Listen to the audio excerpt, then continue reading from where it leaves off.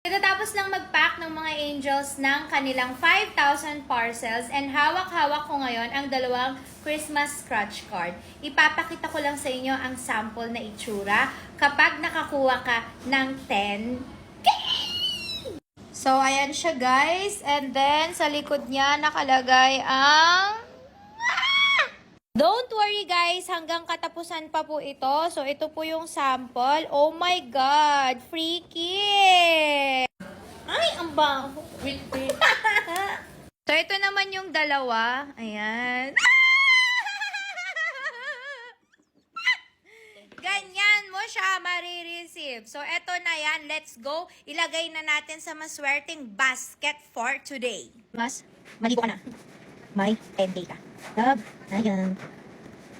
So, iba-blindfold na ako guys si Trisha kasi nga, iti-check, hindi ko dapat makita kung saan basket ilalagay. Part ng ipapack ng mga angels. And dito ko napili randomly maglagay ng parcel. So, magpe-play tayo ng sounds, kakapakapa ko. And pag end ng sound, yun po yung lalagyan ko ng basket ng ating 10,000 pesos. Go!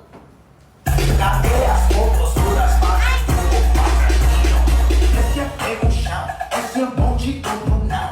Esse é o chão, esse é o bonde todo não. Ai, bola, todo não. Bola, cadê as composturas fáceis? Na! Ito na! Hello! Ay! Ito na. 10,000 pesos! Congratulations! Yay! Ito po ang mapalad na may 10,000. Bukas ulit!